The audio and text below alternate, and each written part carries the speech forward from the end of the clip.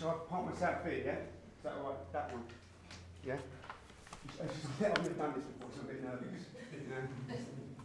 Evening, everyone. You look happy, don't you? Well, I'm about to write this down because I'm a bit nervous. I'm not usually, this isn't my usual, not usually my cup of tea, this, public speaking, but needs must. You see, when they, the organisers asked me to tell a story, it had to be a ghost story, and I just thought I had to take part. I had to tell my story. It's not really a ghost story, though. It's more of a cautionary tale.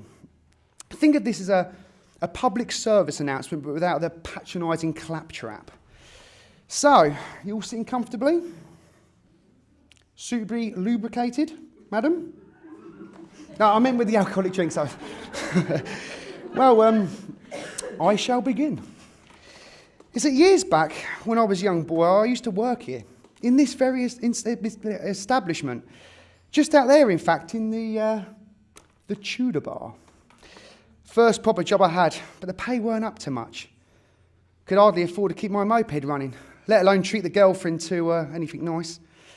Anyway, one night, actually, come to think of it, it was around this time of year. I was finishing up, washing the glasses, emptying the ashtrays, that sort of thing, when I noticed the till was open. No sign of the boss. No punters around. Come on, you can't tell me you wouldn't have been tempted. I took one last look round the place, made my mind up, and just as I had my hand in the till, literally in the till, there's this old geezer standing right in front of me. Gave me a blooming heart attack, I can tell you that.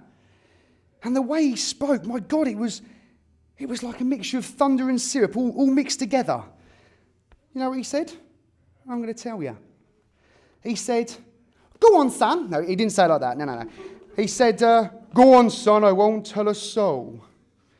By this point, I'd already decided against it. I mean, if some old codger could sneak up on me, the chance of me getting away with this scot-free is not looking good, is it?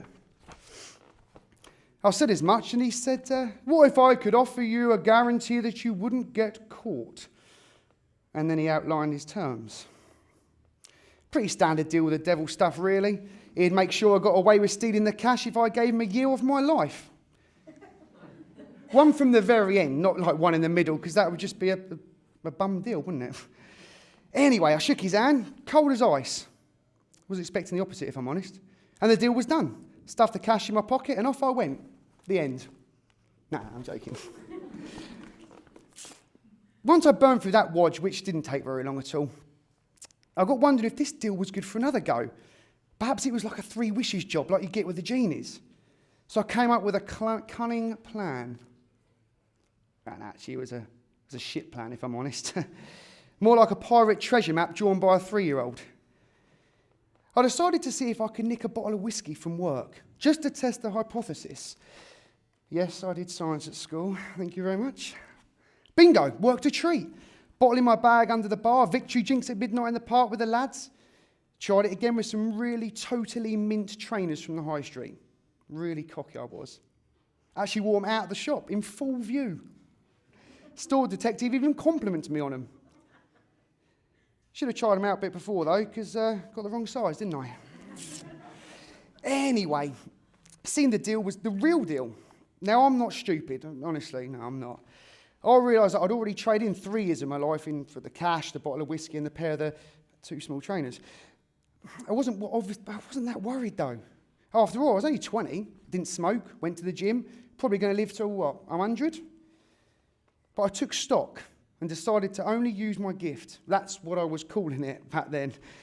In special circumstances from then on. It wasn't long before one of those cropped up. And I got the missus pregnant, didn't I? What can I say? Got good swimmers, didn't I? Anyway, her dad said, got to do the decent thing. Only the very best for my Cheryl. So I booked the grand. This very room, in fact. Brings back memories, it does. Sitting here, we had the full work, sit-down meal for 150, live band, flowers everywhere. Beautiful, honestly, beautiful. Where did my gift come from?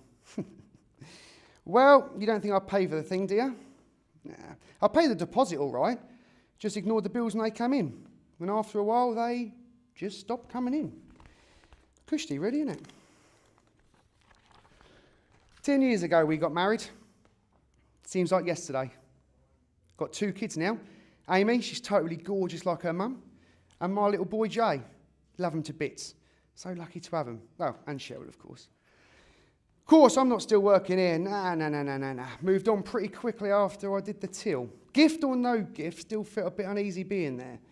Wasn't that I thought I could get away with it. No, I was sure I could get away with it more and more. It was just that, I know this sounds stupid, but I felt like someone was watching me when I was here. Especially at the end of my shifts, when everyone had cleared out. Airs on the back, that kind of stuff. I was checking behind me more and more. In fact, I was checking behind me more than I was looking in front. It got that bad, I had to leave before I did myself a mischief. Little white lie on my CV later, and I got a management position at a big chain hotel. Went on from there, basically. Moved from hotel to posher hotel, up the ladder a bit each time. Used the gift now and then, but only for important things like when we need an extension for baby number 2 or when Shell wanted a tummy tuck, you know. But I kept going to the gym to make sure I'd live as long as possible to offset any damage, if you get my meaning. Nowadays, I manage a 5-star hotel. Lovely place. Just don't drink out the cups in the bedroom. But then the owner decides we need to network with local businesses. Christ only knows why. I mean, they're not going to stay in our hotel, are they? Anyway, he volunteers me to do his honours. Of course, I tried to get out of it. Said I wasn't good at public speaking. Said I had a stutter. Flat feet, but nothing would wash. Know where the meeting was? Yep, in the Grand. Felt his presence as soon as I stepped over the threshold. Shiver down the spine, the full works. People were actively avoiding me, which, was just as well because my hands were clammy and I wasn't smelling too sweet either. Then this confident, well-dressed bloke strides up to me, full head of glossy brown hair, piercing blue eyes, slight tan, says hello and offers me his hand. It's cold as ice. In that moment I knew it wasn't just the big stuff, the proper criminal acts. It was everything. Every white lie, every insecure compliment, every single bloody thing. That time I parked in the disabled space because it was raining. Bang, 1 year gone. That time I said her bum didn't look big in that dress. Bang, another year gone. That time I opened the mail address to the guy next door. Bang, another year gone. That time Tim said, "Hey, do you want to come to my stag do?" I said, "No, busy." Bang, another year gone. Each time my life got shorter, he got a year younger. The blokes who shook my hand could have been more than 30. Seems those people weren't just ignoring me after all. Funeral's on Monday. Never did like Halloween. Can't say I'm looking forward to the cremation either.